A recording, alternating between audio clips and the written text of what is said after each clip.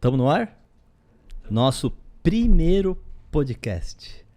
Dr. Alan Wells, doutora Mayra Merlotto, doutora Flávia Dias. Faltando que bom. a Flávia Dias. Para quem não sabe, nós somos a Clínica Wells, nos dedicamos exclusivamente ao transplante capilar de alta performance. E que bom, né, que a gente pode aqui, a gente tem um espaço aqui muito gostoso que a gente pode falar por mais tempo, né? Porque as mídias hoje em dia é uma coisa muito rápida, né? Então a gente tem perguntas e respostas, a gente responde em 10 segundos, um grande assunto que eu gostaria de falar 1 hora. Mas assim, grande prazer, nosso primeiro podcast. Vamos conversar muito sobre cabelo, sobre transplante de cabelo. Doutora Mayra Merlotto, me conta tudo. Como é que você está? Muito bom ter mais um canal aqui para a gente poder trazer informações de qualidade, de confiança. Então, o mundo do transplante capilar está crescendo muito, informações de todos os tipos. Então, é mais um canal para os nossos pacientes, pessoas estarem em contato com a gente, esse contato mais próximo, poder mandar suas dúvidas. Isso. E o que você falou agora é tão importante, assim, tão diferente, eu diria. Porque eu tô na área, imagina, faz 20 anos. Sim. É bastante tempo. Uma estrada. Mas nos últimos 5 anos, eu vou chutar, acho que entrou muito mais gente do que nos últimos 30 anos. Uhum. Então expandiu muito o ramo do transplante capilar. Eu acho que pelas mídias sociais, muitos médicos começaram a ver, começaram a gostar, a tecnologia mudou. A técnica mudou. Uhum. Imagina o seguinte, antigamente, faz 20 anos mais, né? Faz uns 25 anos que eu faço transplante. A gente fazia uma cirurgia gigante, grande mesmo, no sentido de tinha um corte maior, tinha todo um cuidado da sutura, todo um cuidado cirúrgico, de técnica cirúrgica. Não que agora não tenha técnica cirúrgica. Agora tem, eu acho que mais. Só que por causa do corte, do corte grande, do corte que eu tinha que remover uma faixa de pele, ficou muito restrito por assim, sempre foi assim, por profissionais que queriam, né, entrar nessa área e tiveram que, digamos assim, aprender e se especializar nessa cirurgia, tinha que ter uma grande sutura e depois dessa faixa que saía, a gente tinha que lapidar. Uhum. Imagina o trabalho. Então a gente tinha que lapidar toda essa faixa, então precisava de instrumentadoras muito qualificadas. Então ficou muito dentro do ramo da cirurgia plástica, da dermatologia, de médicos que queriam muito fazer isso. E não que agora não queiram muito, mas agora ficou um pouco mais fácil, digamos assim, o pensamento de agora eu consigo extrair os fios 1 a 1, não preciso fazer um grande corte, então eu vou entrar nessa área, né? Parece que, digamos assim, não é que facilitou a entrada, mas deixa parecer mais fácil algo que para mim ficou mais complexo. É completamente diferente. É outra coisa. Puxando o gancho que você falou sobre isso, lapidar os fios, conta um pouquinho para o pessoal como porque um grande medo é da aparência do transplante capilar parecer cabelo de boneca, né? De ficar com aqueles tufos de cabelo de boneca. Então, como que é essa lapidação? Não, isso é muito bacana. E agora que a gente tem um podcast, dá para eu falar mais de uma forma estendida, que isso vem do histórico do transplante de cabelos. Olha só que bacana. O histórico do transplante capilar. Eu adoro, assim, ler sobre isso e já estudei bastante sobre isso. Assim, o transplante capilar, assim, mais oficialmente começou em 1931. Uhum. O Okuda, que é um dermatologista japonês. Ele pegava um punch de 4 milímetros, uma coisa circular, e tirava um pedaço de pele aqui, e ele passava esse pedaço de pele para áreas sem cabelo. Então, ou um pedaço áreas, grande, né? Para o pessoal um pedaço entender. grande. Ou áreas com ferida. Então, tinha queimados, pessoas com problema de cicatrizes ou guerras, então feridos, né? Então, ele começou a atuar aí, 1930. Na verdade, 1800 e pouco, assim, a história mais aprofundada, tinha o pessoal da Alemanha, tal, Diefenbach. É um nome bem assim, devo estar falando errado, mas é Diefenbach e Unger. Tá? Os dois publicaram a mesma coisa, tirar cabelo com punch, que é um cilindro de aço, assim, grande, de 4 milímetros. E esse cilindro tirava um pedaço de pele e colocava aqui. Ele foi o primeiro mais que a gente já sabe. Mas depois vem o Okuda, 1931, fazia isso, só que ninguém prestou atenção nele, porque ele publicava em japonês, e aí não veio muito para cá, para medicina ocidental. E aí, um cirurgião de Nova York, 1950 e pouco, o Orentreit, Norman Orentreit, popularizou o transplante cabelo de boneca.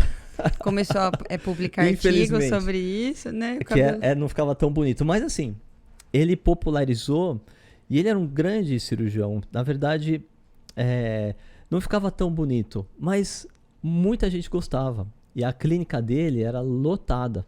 Ele foi um grande cirurgião. Ele fez várias descobertas na dermatologia. E ele começou a popularizar e descreveu, em 1950 e pouco, normatizou. Tirar cabelos com os pedaços grandes do couro cabeludo e passava para áreas de calvície. E fez milhares. E assim, quem era muito calvo, não ficava esteticamente perfeito, mas gostava. Caramba, eu saí da calvície total para eu ter o cabelo. Né? Não tinha um refinamento, mas muita gente adorava. Então ele publicou, ficou famoso e muitos médicos foram visitar a clínica dele e aprenderam dele. E daí, 1950, 1970 e pouco, começaram a refinar um pouquinho. Então, em vez de pegar mas foram muitos anos, muitos anos fazendo com esses tufos maiores. Gigantes. Então tem um certo estigma dessa época, o transplante capilar, até hoje, assim, um pouquinho. Mas foi melhorando. Mas assim, eu gosto de pensar que na época era o que tinha de melhor. Então era um grande cirurgião e muita gente adorou. Ele mesmo fez nele. E não ficou feio. Eu vi uma foto dele. Não ficou horrível, porque ele fez uma curva, com bastante curva, então um senso estético, ele era bem o desenho, sensato, né? Curva, o desenho do cabelo. Um desenho natural. O desenho estava natural, os cabelos, a colocação não era, mas já dava uma coisa assim, bacana. E aí, então, muitos médicos foram aprender dele. Legal. Aí, em 1970, eles viam, ficava meio, um pouquinho mais, assim, grosseiro, digamos assim. Aí eles começaram a dividir esse plugzinho de 4 milímetros, começaram a dividir. 2 milímetros. 2 por 2. E aí divide mais, divide um pouquinho. Aí começaram a colocar unidades menores de cabelo. 1980, tal, e foi melhorando. Aí começaram a chamar de micrografts, né? Micrografts. Né? Subdividir. Aí, que é um dos grandes divisores de água, é o Bob Limmer, é um dermatologista de Dallas. E eu, nesse congresso agora que eu fui, lá no Panamá, eu dei aula junto com a dermatologista que agora ela é responsável pelo consultório do Bob Limmer. Ele acho que ele parou agora. O consultório está andando bastante, super consultório. Então, o Bob Limmer, ele inventou assim, ele pensou assim, caramba, fica tudo meio... Não fica natural. Vou usar microscópio. Louco ele. Ninguém pensava numa cirurgia ficar usando microscópio. Falei, vou usar microscópio. Aí ele começou a usar microscópios e olhar aquela faixinha em microscópio. E as instrumentadoras foram aprendendo. E aí subdividindo as unidades foliculares e até as unidades foliculares uma a uma. Acho que é legal falar um pouquinho disso, porque o transplante hoje em dia ele é conhecido como fio a fio, né? Então as pessoas não têm esse conceito de unidade folicular, né? Acha que tira o fio por fio, e não é assim. Né? O nosso cabelo ele é agrupado que pode conter de 1 até 5 fios, que são as unidades foliculares. Então, se nós colocamos uma unidade folicular de 5 fios aqui na frente, vai parecer um tufinho, né? Vai parecer um cabelo de boneca. E aí, então, foi o Bob Limmer que começou esse conceito de separar em unidades foliculares com menos fios para ter essa naturalidade. Exato, perfeito. Então ele viu assim, se olhar em microscópio eu consigo ter um fio, ter 2 fios, ter 3 fios, que são as unidades foliculares. E aí, em 1988, ele começou a fazer isso. Ele publicou em 1992, eu acho. Pode ser que eu erre alguma coisa. A data Mas vocês exata. me perdoam. E aí, ele publicou isso. Aí os médicos ficaram loucos. Deu a loucura. Foram visitar, assim, acho que centenas de médicos foram visitá-lo para aprender essa técnica de dissecção em microscópio. Porque era diferente, né? Pegar um microscópio. E daí começou a popularizar, 1990. Aí um médico que visitou o Bob Limer ou que leu os artigos dele e começou a se aplicar, começou a usar microscópio. E aí, em 1990 e pouco, então as cirurgias começaram a ficar naturais. Perfeito. Que é uma coisa do fio a fio. Né? E aí, para mim, é um divisor de águas gigante. Eu tô cheio de foto com o Bob Limer. Toda vez que eu encontrava com ele, posso ter uma foto? Eu sou seu fã. Eu sou seu fã, tal. Mas é que ele realmente, ele deu esse primeiro passo pro natural perfeito. Bacana. Porque a gente fala assim, transplante de cabelo vale a pena. Né? Em 1950 ele ficava tufos de cabelo. Mesmo assim, os pacientes gostavam. Sim. Mas eu acho, para mim, vale a pena se ele ficar perfeito. E é tudo muito novo, né? Então, há 20 anos, estava começando a fazer as técnicas que nós utilizamos hoje em dia. E ao longo de todo esse período, estamos aprimorando técnicas e sempre pensando que é a nossa marca, né? Que é ficar natural. Porque eu percebo que é um grande medo até hoje, é isso de ficar estranho.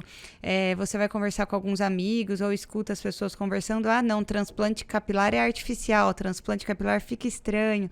Então, para as pessoas entenderem um pouquinho de como esse cuidado é microscópico, né? Para não ficar artificial. Exatamente. Então, aí ele começou a fazer 1 a 1. Aí no ano 2000 teve outra revolução. Mas é pouco. Se for pensar assim, em termos de técnica cirúrgica, 2000 para cá, a gente tá 23 anos. Poxa, as técnicas cirúrgicas vêm de centenas de anos, né? A cirurgia é uma ciência, assim, muito bacana. Então, tudo que tem 10 anos é novo. É tudo muito novo. Então, assim, Bob Limer, 1988. Aí, em 2000, o Hasman, né, um cirurgião, acho que é de Nova York, aí eu não tenho certeza.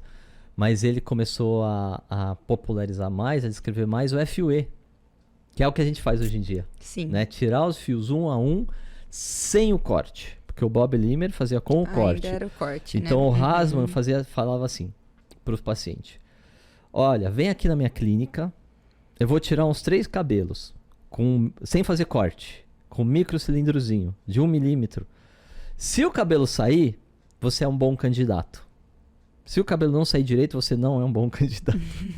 E na verdade a gente sabe hoje em dia que ele não tinha a técnica aprimorada. Às vezes ele acertava, às vezes não acertava tão bem. Se o fio era retinho, acertava mais fácil. O fio um pouquinho curvo. Hoje em dia a gente tira de letra. O cilindro era manual, né? Hoje em dia tem o manual e o motorizado. Motorizado. Então assim, ele começou em 2000 e pouco, tal, e aí agora popularizou a técnica do FUE. Só para o pessoal saber, assim, FUT, que é a cirurgia do corte.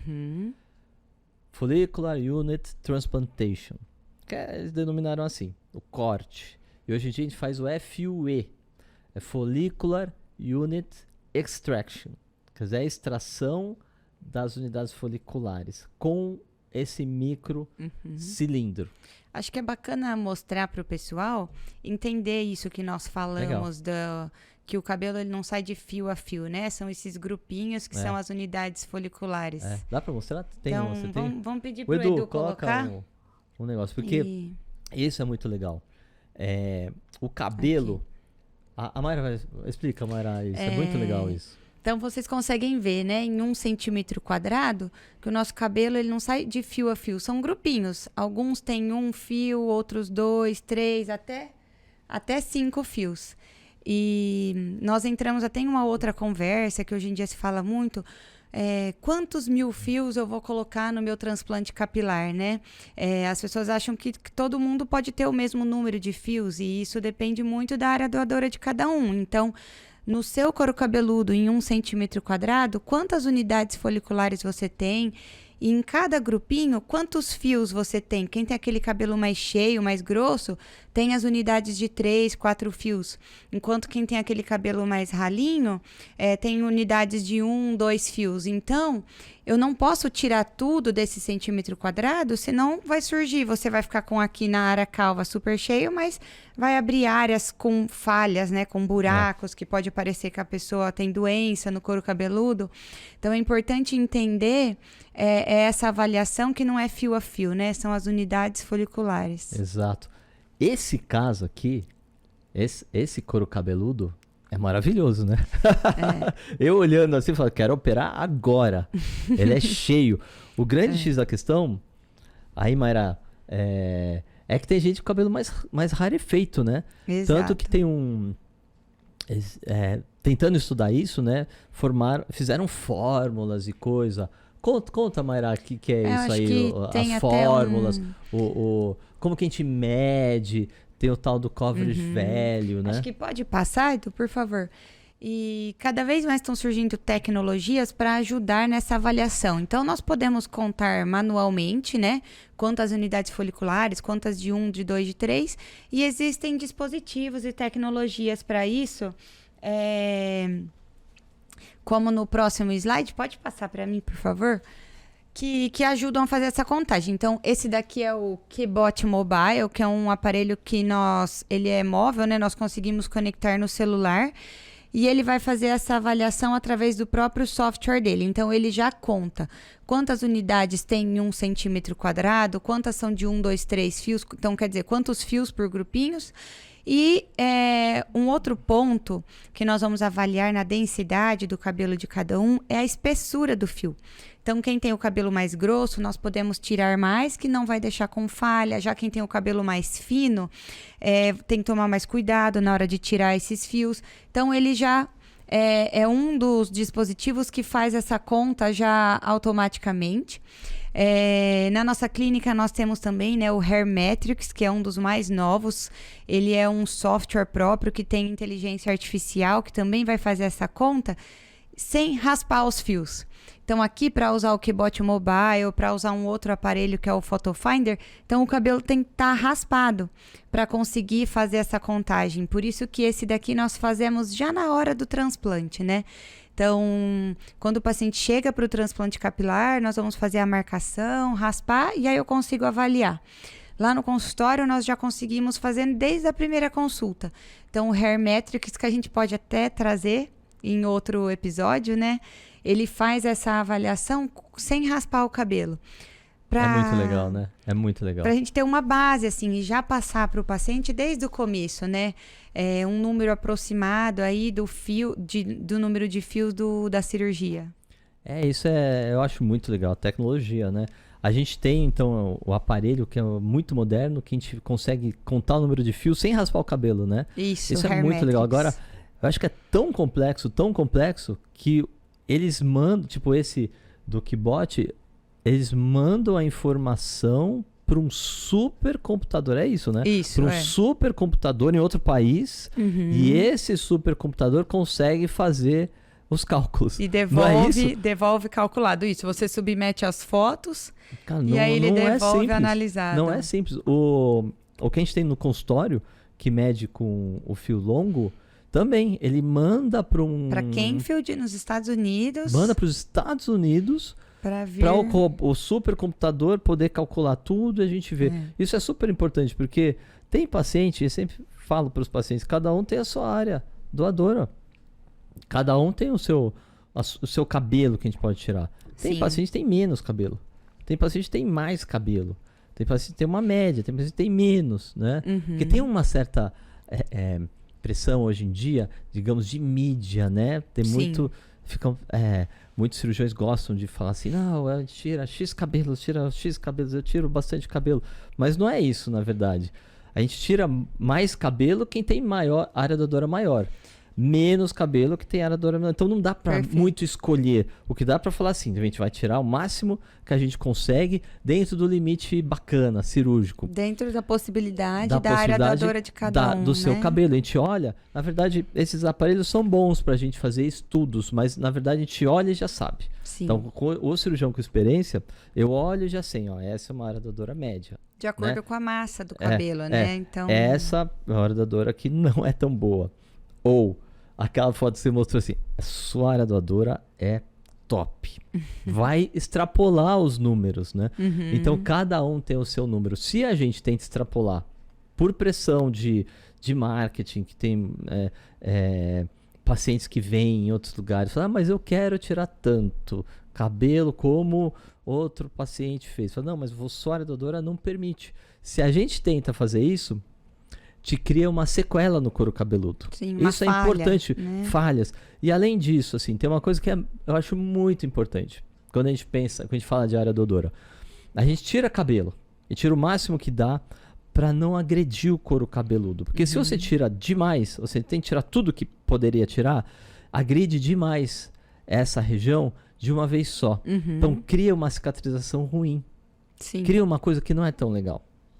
Por exemplo, vou dar uma analogia assim, que às vezes eu conto para os pacientes. Se eu pegar assim minha mão aqui e desenhar um quadradinho. Nesse quadradinho, eu pegar uma agulhinha e fazer 30 furinhos aqui. Né?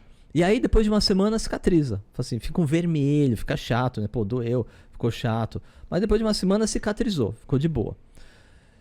Se eu pego nesse paciente, então, que eu fiz 30 machucadinhos, e depois cicatrizou perfeito. E depois de, sei lá, 6 meses, eu faço de novo, pego e machuco um pouquinho, umas 20 agulhadinhas, vai cicatrizar bem de novo. Agora, se eu pego de uma vez só, faço umas 50 machucadinhos ali, esse lugar vai ficar vermelho, vai ficar meio duro, aí não cicatriza direito, vai ficar duro, passou um mês ainda tá duro, passou 2 meses tá ruim, criou uma cicatrização anormal, porque eu agredi demais. De uma vez. De uma vez só. Então, se a gente tira o cabelo de uma vez só, tudo que poderia, não cria uma boa cicatrização, não é saudável para o couro cabeludo. E tem outra coisa que é mais importante. Se eu tiro de uma vez só todo o cabelo disponível, me dá um mega pepino. Por quê? O paciente muda.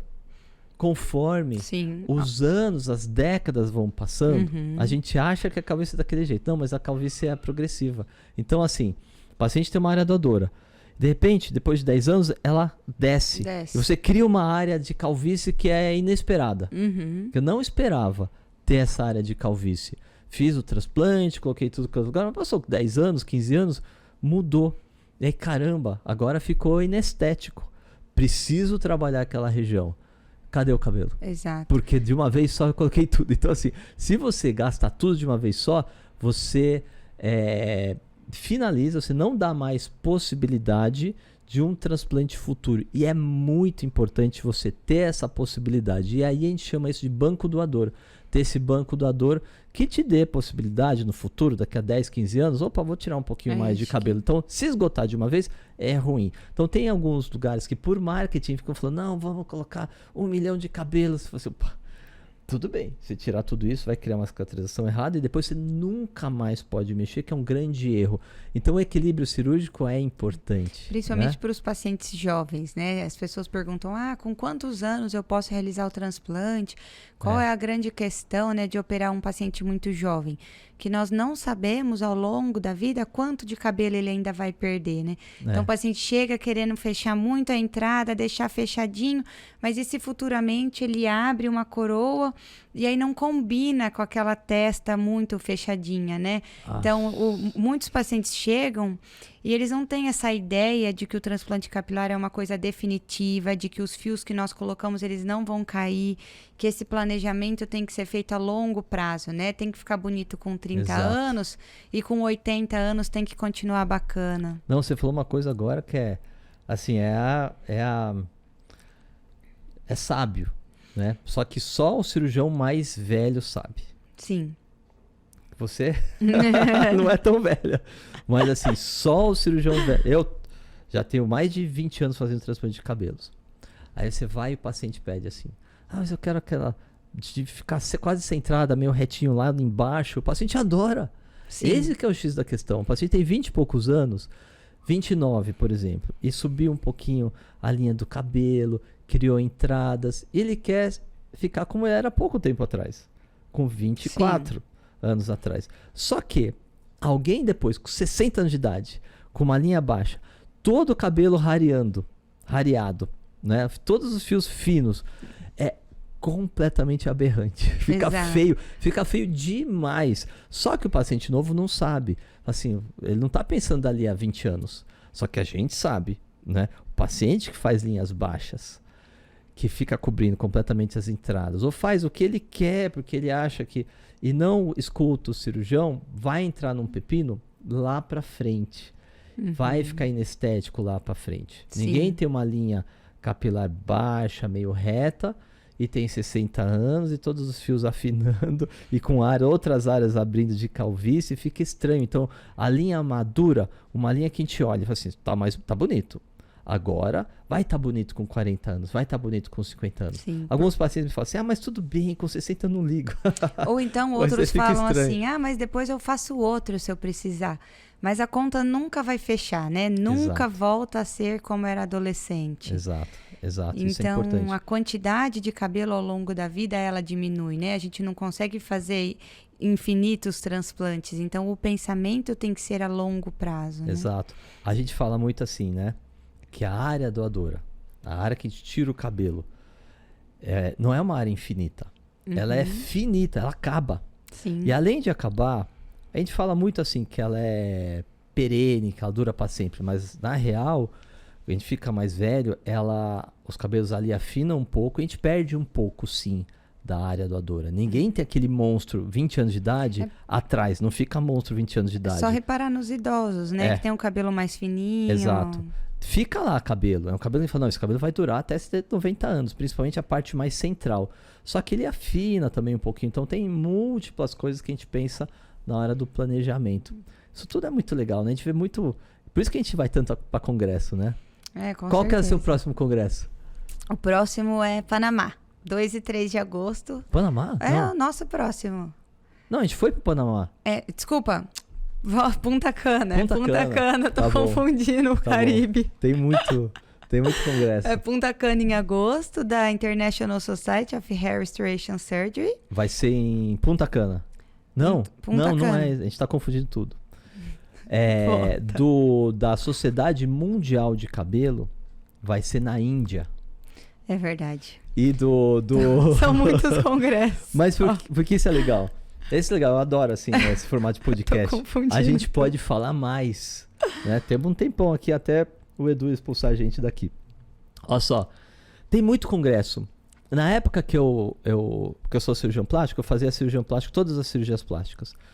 E a gente repete muito, não precisa ir muito para congresso. A gente vai uma vez por ano e tá legal pro congresso, cirurgia plástica, porque tá muito estabelecido. Faça uma cirurgia de abdômen, é muito estabelecido. Para aquilo mudar, demora.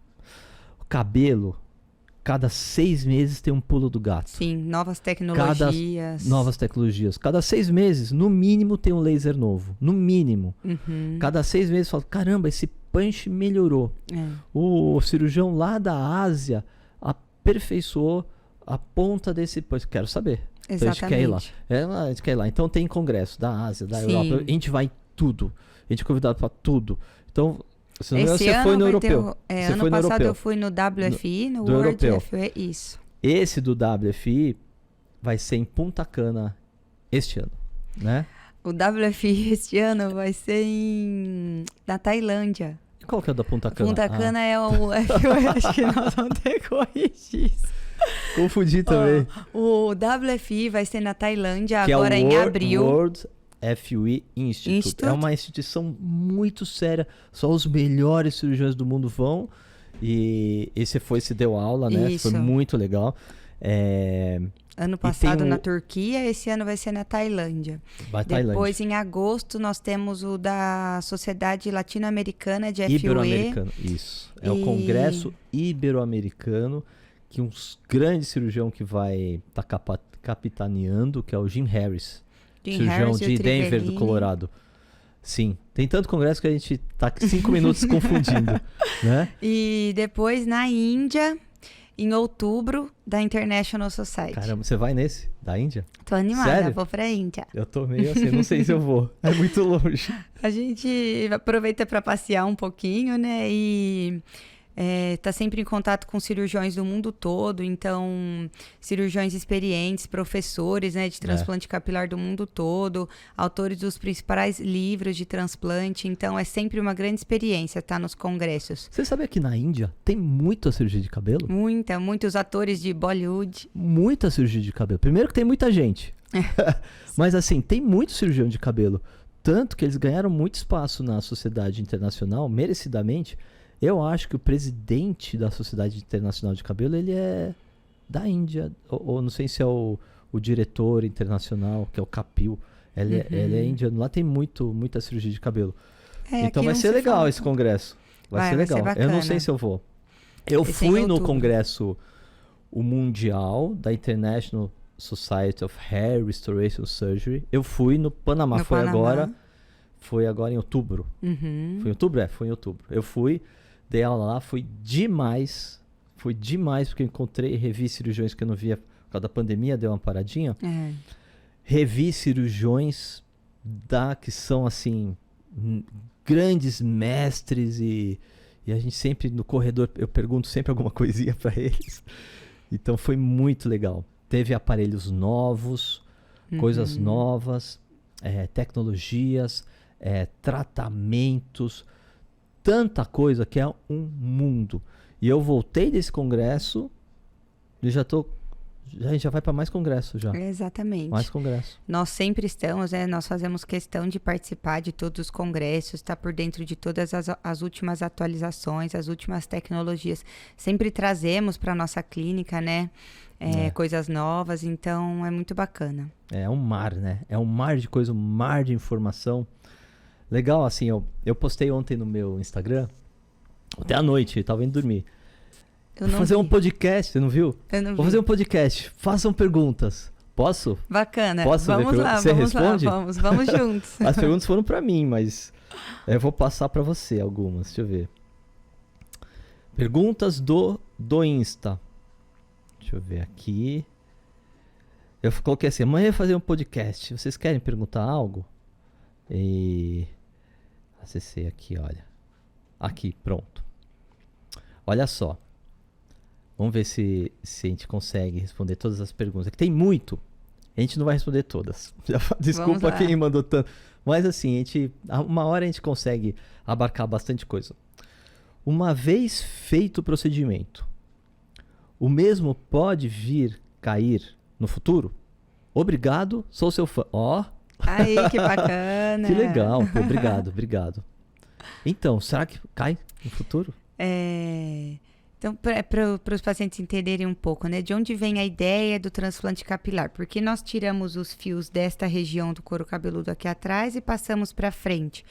Porque nessa região do couro cabeludo, ela tem menos receptor de hormônio masculino, que em homem isso é muito estabelecido, que o que faz o cabelo sofrer, né, o afinamento e cair aqui nesta região é a genética e a ação hormonal. Então, é como se o cabelo nessa região aqui atrás funcionasse de forma diferente. Pode observar mesmo em quem tem calvície avançada, né? Continua com o cabelo nessa região. E daí que surgiu a ideia de tirar os fios daqui e transferir aqui para frente. Então, o cabelo que nós transplantamos, eles não voltam, eles não vão cair. Já entra em uma outra dúvida também. O cabelo que você tira, ele volta a crescer? Não. Então, nós retiramos o fio com toda a estrutura que vai gerar um novo fio. A glândula, todas as células tronco. Então, nós tiramos tudo isso, transplanta para cá e aí ele não cai. Então, respondendo a pergunta, o fio transplantado não cai. O que pode acontecer é o cabelo que o paciente já tinha aqui, às vezes não tinha uma calvície tão avançada, né? Então, o seu cabelo natural dessa região pode continuar avançando a calvície e perder densidade ao longo dos anos. Mas o transplantado não cai. Não cai, bacana. Eu acho que uma percepção, às vezes, dos pacientes, que cai o cabelo depois do transplante, é que caiu o que tinha antes. Exato, que daí já vem... tinha. Às vezes a gente coloca cabelo.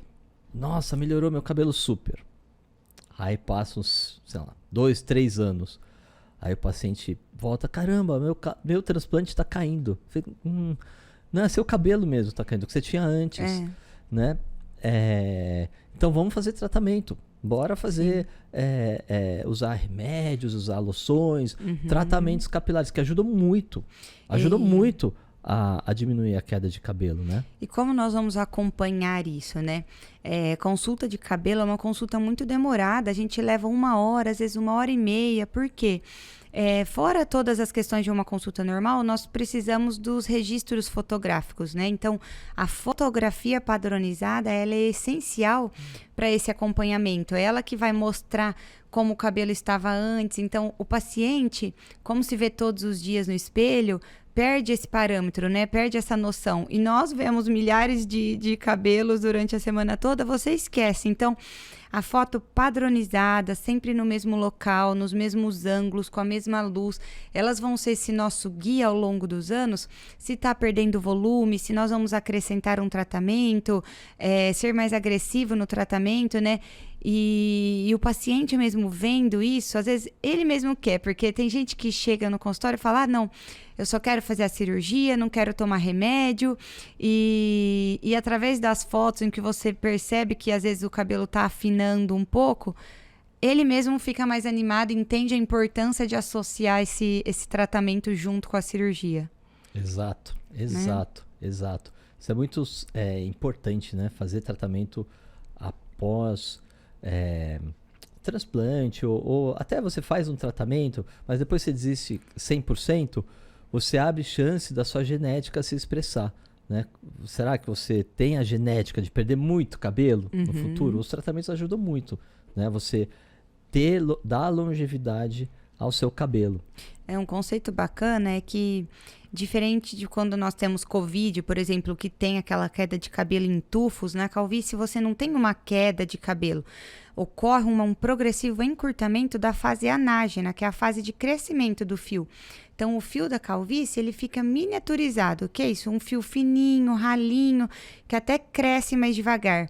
E fazendo o tratamento junto, você impede essa redução, esse encurtamento. Você sempre estimula o seu fio ficar mais grosso, mais cheio, mais bonito. Então, você vai sempre ter o melhor resultado da cirurgia com o número de fios e do tratamento melhorando a qualidade desse cabelo. Exato. Eu tô vendo aqui, ó, outra pergunta, que ela é um pouco relacionada, assim, ó. Mas não é. Não é sobre a ardodora. Ó, comecei a fazer tratamento. Colocou até o nome do remédio e tal. Com 23 anos. Pela sua experiência, o efeito dela dura quanto tempo? O efeito de tomar remédio? Eu acho que isso depende tanto, né, da genética. Assim, não tem a cura da calvície, né, Mayra? Exato. O tratamento medicamentoso, cabelo é tudo muito lento, né? Então, uma vez que começa a tomar as medicações, ele vai começar a fazer efeito a partir de 3 meses, começa a ir para um platô com 6 meses e ainda melhora até 1 ano. Depois disso, ele mais mantém. Mas tem um estudo bacana que fizeram sobre isso, com 600 pacientes mais ou menos, que eles observaram a curva a longo prazo de quem fazia tratamento e de quem não fazia. De quem que é esse estudo aí? Do Leopoldo, do Paulo Miller. O pessoal fera. Exatamente, fera. Referências. Referências brasileiras. E muito eles bom. compararam, então, você usar só um medicamento, 2 medicamentos juntos e entrando nessa questão de quanto tempo fazer tratamento, né? Você não precisa necessariamente fazer o tratamento o resto da sua vida. Mesmo fazendo o tratamento por alguns anos, quando você para o tratamento, vai perder mais cabelo, mas não necessariamente você chega no ponto que você chegaria geneticamente. Então, é como se mudasse o prognóstico que nós falamos, né? O curso natural da sua calvície. Não necessariamente você chega no ponto que chegaria, que você está geneticamente predisposto. Legal, né? Legal que inventaram isso. Com certeza. Legal que o Okuda começou a fazer, botar cabelo ali, né? Nossa área, né? Exato. Eu gosto de cabelo. Você acho que eu nunca te perguntei isso. Como que você se interessou por cabelo?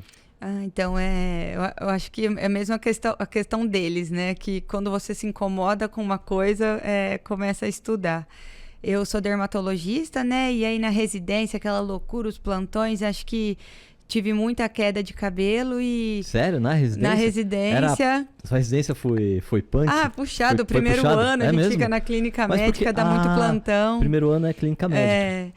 E aí, as noites sem dormir, correria, tive muita queda de cabelo. E quando às vezes entrava num elevador, uma luz forte, assim, olhava no espelho e enxergava todo o fundo da piscina, né? Então, tava ficando com o cabelo ralinho. E aquilo mexeu muito comigo, assim, ficava triste, não me gostava. E aí, na dermatologia tem a questão do cabelo, né? Mas é um mundo totalmente à parte. Aí, a partir disso, comecei a gostar de estudar cabelo. Já emendei o mestrado junto, né? Eu me formei em Botucatu, na Unesp. Lá nós conseguimos fazer o mestrado também, caminhando junto com a residência. E foquei o mestrado na tricologia também. Fiz meu mestrado junto com o professor Hélio Miot e o Paulo Miller, um grande pesquisador, né, de doenças do cabelo. E foi muito bacana. E aí, desde então, já segui, entrei na pós-graduação de cirurgia capilar, onde eu te conheci, né? Desde então, estamos juntos. E também fiz a pós-graduação de tricologia. Então, você vê que o cabelo, assim, é um mundo à parte, né? A gente se dedica a estudar isso o tempo todo. São anos estudando isso, aprimorando desde teoria até as nossas técnicas cirúrgicas. Você acha que cabe porque não tem, assim, uma especialidade, né? Tricologia médica. É uma sub de uma sub, né? Tipo, você faz dermatologia... Aí você se aprimora e você saiu da curva, né? Você foi fazer mestrado sobre isso, né? E se especializar e tal. Mas o cabelo, que nem você falou, é um mundo, né? Eu acho que cabe uma especialidade. Eu sou médico de cabelo, né? A dermatologia estuda cabelo, né?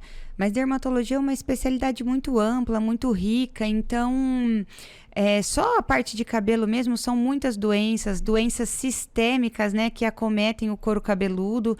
Então, eu acho muito importante caminhar junto. Então, a dermatologia, ela é a base, né, para o estudo, mas agora na pós-graduação, né, que eu faço no Hospital do Servidor Público Municipal, só de tricologia, então, nós vemos casos raros, casos específicos, a questão, por exemplo, da fotografia padronizada, você fica meia hora só para conseguir fazer essa fotografia, para conseguir replicar, então, para os estudos científicos do mundo do cabelo, é muito importante você ter isso, então, é um mundo à parte mesmo. Eu acredito muito que a pós-graduação, né? Então, um a mais depois da formação básica é muito válido. Que bacana. Eu aprendi tudo em congresso. Faz né? 20 anos que eu vou em todos os congressos. E assim, eu sou cirurgião plástico, né? A cirurgia plástica é muito ampla também. Exato. E a gente faz transplante de cabelo. Na minha residência, eu fazia na divisão de queimados. Uhum. Nós temos uma divisão grande, gigante. Eu sou formado na Universidade de São Paulo. E lá tem o Hospital das Clínicas, uma divisão grande e tal. E perde a sobrancelha, então a gente pega cabelo e coloca na sobrancelha. Então são coisas assim muito bacanas, reconstrutoras, né? Sim. Mas não tem um ênfase, a gente roda assim um estágio e pronto, já vai para outro estágio, fazer outras coisas, cirurgia de mão, cirurgia de ossos, coisas. Então você não fica especializado nisso. Aí eu saí e fui congresso aqui, congresso ali, e aprender a parte clínica. Até hoje eu tô aprendendo. Exatamente. De tanta cancha, de tanta coisa, você não para de aprender. Você não para de aprender. E aí que vem a importância dos congressos, das discussões, as sociedades, né? Nós participamos de todas as sociedades, então a BCRC, conta um pouquinho pra gente da BCRC. BCRC é a Sociedade do Brasil, né? Associação Brasileira de Cirurgia e Restauração Capilar. É a nossa sociedade brasileira forte que estuda tratamento de cabelo, cirurgia de cabelo e congrega médicos especialistas que querem ir nessa trilha, né? É a ABCRC. Exatamente. Então eu gosto muito, faço parte da ABCRC, a gente está junto. Esse ano eu tô colaborando, faço parte da diretoria agora. Isso aí, muito bacana. Ó, que chique. Muito chique. Mas é legal porque a gente, junto com o presidente, que é o Henrique Radvansky, um super cirurgião do Rio de Janeiro, nós delineamos assim, para onde a gente quer que vá, né? A ABCS, a gente quer que os médicos de lá sejam médicos realmente especializados, muito fortes, que possam mostrar para os pacientes que a gente dá o melhor mesmo. Então, dá o melhor sempre. Então, são sociedades que agregam muito, muito, muito mesmo. Eu gosto muito de fazer parte dessas sociedades que a gente aprende. E o cabelo é isso, é um mundo sem fim, né? Exatamente. Sem fim. Mas eu não sabia que você começou porque você tava assim, sentiu. Mas melhorou, tá cheinho agora. Eu comecei porque eu fiquei careca. Mas estamos juntos. Eu tenho foto no Instagram. De antes? Eu tenho no meu Instagram lá embaixo, assim. É que eu já te conheci cabeludo, vamos mostrar aí Não, esse antes e depois. Não, mas eu tenho lá no Instagram, antes de cirurgia e tal. Mas assim. Conta um pouquinho, eu sei que você já fez transplante. Sim, quando eu tinha 20 anos, eu fiquei careca 100%. Então, meus pacientes é super legal. Quando eu vejo os pacientes lá no consultório, eu tenho cabelo, claro, mas não é um cabelo cheio. Meu transplante nunca vai te deixar um cabeludo. Mas assim, não sou careca. Exato, né? Ninguém fala que e seria. Então, assim, o transplante te dá essas possibilidades.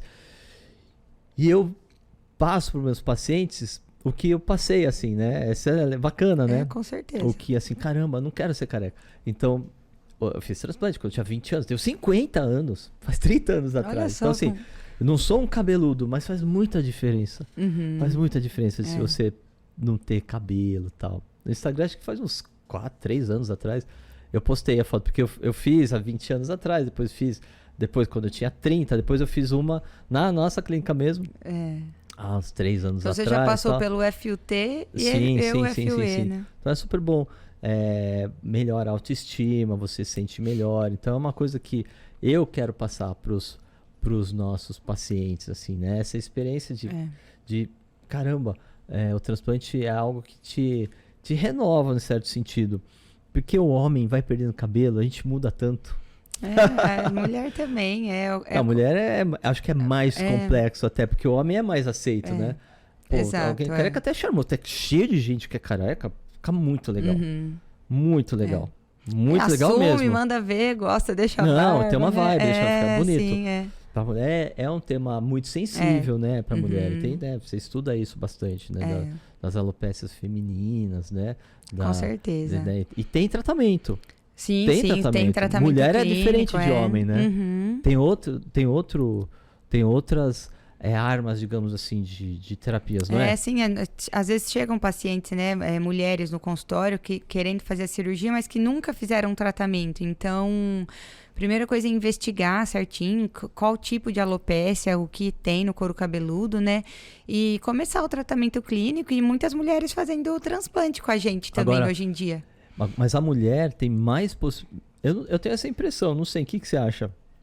Que a mulher tem mais chance do cabelo voltar bacana, fazendo tratamento, de estabilizar do que o homem. Ou não? Será que é uma impressão minha? Acho que é uma Porque impressão. a mulher que tem muito genética também é punk, né? Tanto homem quanto mulher, quanto antes começar o tratamento, são maiores as chances de recuperar, né? Então, se você chega para fazer o tratamento quando o cabelo já atrofiou muito, vamos dizer assim, já miniaturizou muito, tá ali daquele jeito há muitos anos, a chance de recuperar ela é menor. Então, quanto antes começar o tratamento, é melhor. Mas existem opções para o tratamento para os dois. Para mulher, né? Exato. Para mulher, uma coisa tão à parte, né? Tem remédios diferentes, né? Que dá... o perfil hormonal é diferente. É uma super... É o que a gente estava falando, é uma especialidade. Né? Exato. É uma especialidade. Cada caso tem que ser avaliado completa. De forma individual. Eu acho bacana que a gente... Essa nova tecnologia que a gente adquiriu, né? No consultório. O Hairmetrics, ele consegue medir a densidade de cabelo, mede também a espessura dos fios, tudo por essa rede computadorizada que manda lá para os Estados Unidos, né? Isso, para quem? Então, vem uma paciente feminina, né? Uma mulher com queda de cabelo, a gente consegue realmente acompanhar, né? Se o tratamento está dando certo. É uma métrica É toda uma avaliação, né? assim, objetiva. Porque é meio complexo isso, assim. Eu já passei por isso. De a gente dar tratamento e dá a impressão assim, caramba, passou uns meses e não tô vendo muita coisa. Né? Por isso que tem que ter os parâmetros objetivos. Pra gente pelo menos ter um guia, olha, tenha paciência, tá melhorando objetivamente nos parâmetros. Só que para você ver no macro, talvez demore um pouco mais, né? Sim. Ou talvez, eu falo às vezes assim, o tratamento às vezes, se não consegue ganhar 100% de CV mais volume, consegue pelo menos estagnar a progressão. Com certeza. Isso também não é importante? Sempre não é falo tão para os importante pacientes isso? que o primeiro objetivo de tratamento de calvície é estacionar. Às vezes chega o paciente depois de um tempo e fala, eu achei que não melhorou, mas também não piorou. Porque se você não faz nada, aquele cabelo que você já percebe que tem genética de calvície, a tendência é só cair. Não tem como nós sabermos quanto ele vai perder, 10%, 20%, não tem como saber. Mas ele está atrofiando, né? Ele está miniaturizando. Então, o primeiro objetivo é estacionar e parar de perder. Mesmo para o transplante, né? O paciente quer fazer a cirurgia, mas se somar aquele volume de cabelo que ele já tem, é ótimo, vai ficar cada vez mais volumoso. E fazendo o tratamento, você estaciona, você estabiliza aquela quantidade de cabelo que ele tem. Então, é o primeiro objetivo mesmo. Agora, mudando de assunto, soube que você operou seu primo ontem. É verdade? Exatamente. É verdade? Sim. Como que é operar o primo? Lá no Instagram.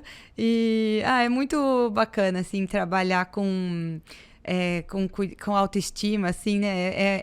Traz uma energia muito boa pro dia a dia. Mas seu primo, assim, você conhece, assim, é primo irmão? Primo, Uau. Exato, o neto lá de Jales. E já faz um tempo que ele tá se incomodando, super jovem, né? Não tem nem 30 anos, se incomodando com a coroa, que tava ficando ralinha. E o neto é cantor, chique, então tava usando muito o Topic, o pozinho pra camuflar, né? O pozinho de camuflagem. E pensando no transplante, então nós fizemos o tratamento clínico ao longo de 1 ano para observar como essa calvície vai, a progressão, justamente por ele ser muito jovem. E aí fizemos a programação de dar um pouco mais de volume nas entradas, fechar a coroa, e tá super bem. Acho que ele tá lá na clínica agora, fazendo laser, aprendendo a higiene, como que vai cuidar aí ao longo da primeira semana. Que legal, hein? Como que é operar um parente assim? É muito gostoso. Tem uma pressão? Acho que não, gostoso, acho né? que é gostoso. Eu falo que é um dos presentes da medicina, assim, poder cuidar de quem a gente ama, né? Então, é muito bom, que muito legal. gostoso. Eu operei. Acho que todo mundo. Da família? É que minha família é pequena aqui. Mas assim, já operei meu pai, já operei minha mãe. É de cirurgia plástica mesmo. Faz, sei lá, 20 e poucos anos atrás. Fiz lipoaspiração. Bacana. Eu faço... família, e fiz coisa. E eu lembrava, dá uma pressãozinha a mais, assim. Eu lembrava, operar minha mãe. Acho que cirurgia mais invasiva, assim, mas é gostoso. Dá uma certa pressão, assim. Graças a Deus deu tudo muito certo. Mas é um prazer, que você falou, né? É um prazer poder atender alguém que a gente gosta, conhece faz muito tempo, né? E é muito gostoso sentir a confiança, assim, da pessoa no seu trabalho. Mas tem outra coisa, você convive, né? Então, assim, daqui a 10 anos, você vai, que legal, você tem mais cabelo e tal, você vai conviver. É gostoso isso, né? Sim. Eu operei lembro que eu operei a minha mãe, por exemplo, eu tô falando, né? Que fiz lipo, meu pai, tirei algumas pintas e tal. E a gente olha assim, você fica olhando o seu trabalho, né? Porque você convive muito, fica olhando o seu trabalho. Olha, pô, que legal que ficou legal o meu trabalho. Lá em casa, os procedimentos estéticos também. Você faz bastante? A toxina botulínica, o botox em todo mundo. Nossa, o botox é muito, muito, digamos assim, todo mundo tem que fazer, né? É um negócio bacana. Se a pessoa se incomoda, é bacana, né? Tem alguma coisa que surgiu diferente Porque o botox, assim, eu lembro, 20 anos atrás, que eu deixei de fazer e na área da cirurgia plástica, né? A gente faz bastante cosmetria, né? Que chama. Mas aí como eu fui pra cabelo direto, eu parei um pouco de fazer isso. Faz bastante? Faz muito ainda Botox? Ah, sim. Só cresceu, a tá parte crescendo? da cosmetria só cresce, só evolui também. Cada vez mais produtos novos, tecnologias novas também. Mas surgiu alguma coisa que substitui o Botox? Ainda Não. É sim. Ainda é a toxina? É a toxina botulínica. Caramba. Pra substituir, não. É incrível. E isso é muito bacana também, falando um pouco de cosmetria, porque os pacientes vêm, começam a cuidar do cabelo e isso gera um bem-estar tão grande, a pessoa assim começa a se gostar tanto que começa a investir em outras áreas, né? Volta a fazer esporte, quer fazer outros procedimentos, assim, se cuidar de maneira geral, né? Uma coisa puxa a outra, assim, é muito bacana. Já aconteceu comigo, né? Opera e aí... O marido opera, faz o cabelo, ficou bem legal, ficou meninão. A esposa tem que fazer alguma coisa. O meu já é o contrário também. A esposa faz a cirurgia plástica e aí o marido não pode ficar para trás, vai cuidar do cabelo também. Já aconteceu comigo. É o contrário. Que aí é comum, né? Eles me pedirem assim, Dr. Alan, tem uma indicação ou me pergunta, você faz lipo? Cirurgia plástica, você faz né? prótese de mama, as coisas? Eu falo, não, eu parei faz décadas, faz 20 anos, na verdade, que eu parei. Porque eu fiz bastante, né? Eu falo assim, quem fez comigo fez, quem não fez já não faz mais. Você tem uma dica? Porque agora minha esposa quer fazer alguma coisa. Pô, eu te indico um colega meu. Tá? Eu não só faço cabelo. Mas é comum, né? A autoestima dá um boom, né? Tão gostoso. Com certeza. É muito gostoso. Eu lembro, tem essa foto que eu postei no Instagram, faz uns 3 anos atrás, eu raspei o cabelo, vou fazer transplante. Fiz com a Posta de novo equipe. aí pra gente ver, que eu não lembro tá dessa. aqui, tá só rodar, tá aqui. Mas assim, da próxima vez a gente coloca aqui. É que esse computador não espelha. Mas assim, até que eu tava legal careca, achei. Mas é melhor que o cabelo. Não, é melhor que um cabelo. É que dá liberdade, né? O transplante dá liberdade. Não. Me deu autoestima tão legal. Só assim, cara, vou ganhar um pouco de cabelo. Que legal. E eu já tinha feito o transplante quando eu tinha 20 anos de idade e tal. Então tinha pouca área doadora, pouco cabelo. Mas vamos acrescentar um pouco mais, não é muito mais. Esse pouco a mais faz uma diferença. Bacana. Incrível. Incrível. Então eu falo pra todo mundo. Tem paciente que às vezes passa no consultório, tem menos área doadora. É pouquinho.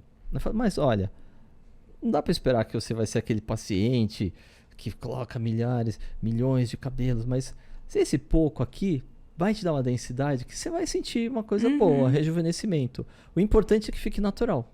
Sim. Então o paciente vê isso, ele percebe isso. E os pacientes que falam assim, não, legal, entendi. O natural é o mais importante. Eu vou ter um upgrade. É muito legal.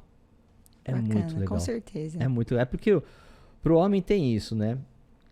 Sei lá. Acho que pra mulher também, né? A vaidade e tudo. Mas eu gosto muito de pensar assim, poxa, a gente vai criando ruga e tal, mas fica sem a linha da frente, a gente muda um parâmetro. Você perde a moldura do rosto, né? É como se fosse um quadro. Você perde a moldura de cima. Exato, né? E uma coisa que eu sempre falo com os pacientes também é, você se gosta de um jeito, você se conhece de um jeito. E aí começa a mudar muito, né? Então você começa a perder a moldura do seu rosto.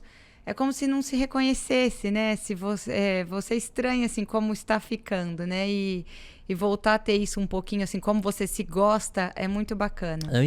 Cara, de novo, 20 anos de idade, ficando careca. Totalmente careca. Aí ou assume, faz um estilo, que também é legal. Tem muita gente que fica bacana, cabelo curto. Também é legal. Ou a gente tem que começar a tratar. Né? Pra dar essa autoestima legal, dar uma coisa boa. Eu realmente, assim, o dia que eu tô operando, não sei se você sente isso, assim, eu tô feliz. Dá uma felicidade, assim. Quando eu vejo que o paciente entendeu tudo e tal, não, putz, que bacana colocar cabelo. As pessoas falam... Ontem mesmo, né? A minha prima no final do dia falou... Ela... Tava sua prima lá? É a mãe dele, né? Você deve estar tão cansada. Eu falei, imagina, assim, dia de cirurgia é um dia muito gostoso. Primeiro que a gente gosta, né, da cirurgia, cada caso é diferente, então é muito desafiador. Então você sempre quer ali dar o seu melhor, cada caso um planejamento diferente. Eu acho que a nossa rotina é muito legal disso mesmo, de cada caso ser diferente, não cair numa mesmice, né? É muito gostoso. E você vê ali o resultado super bacana no final do seu planejamento. Logo no final da cirurgia você já consegue ver a linha do cabelo diferente, então o paciente já sai com aquela moldurinha diferente do formato do rosto. É muito bacana, é muito gostoso trabalhar, né? com coisas de autoestima, assim, leveza, né? É isso que você falou, assim, cada dia é diferente. Eu tenho postado mais no Insta. Eu não mexia muito no Insta, né? Pandemia que comecei a mexer e eu nunca fui. Porque eu sou da geração que não cresceu sem celular, né? Agora já... Acho que você já cresceu com celular, ou não? Surgiu o celular você é mais nova. Mas assim, eu comecei a colocar. E aí eu comecei a ver, nossa, cada dia é tão diferente. Parece, não é igual. Todo dia não é igual de colocar cabelo. Não. Porque tem a arte, eu falo muito da arte porque eu sinto assim, nossa, esse caso é completamente diferente do outro. Eu preciso posicionar aqui para dar uma arte, para dar uma finalização. Os detalhes, o detalhe. Então o assunto não acaba. Não acaba. A gente pode ficar aqui o dia inteiro conversando. Exatamente. O dia inteiro conversando de cabelo. Mas eu tô postando no meu Insta direto, agora, falando um pouco mais, assim, do dia. Porque eu vi isso. Nossa, o dia é completamente diferente. Um caso é completamente diferente um do outro. E como a cirurgia é muito longa e o resultado final do transplante ele vem só depois de um ano, eu acredito que quanto mais informações os pacientes tiverem, tanto do dia a dia, como é lá na cirurgia, do pós-operatório, acompanhando mesmo, tendo essa proximidade, né, pelas redes sociais, eu acho que ele passa mais tranquilo pelo dia da cirurgia e pelo segmento ao longo de um ano também. Se sente mais preparado, né, mais tranquilo. Que bacana. A gente já tá 1 hora. O Edu já falou aqui. Estamos 1 hora aqui falando. Maravilha. Esse podcast a gente vai fazer sempre 1 hora. Mas, estamos sempre aqui. Sala de cirurgia. Então, vamos falar bastante. Vão ter os episódios de transplante. Vai ter alguns episódios de algum colega de outra área, que também é legal.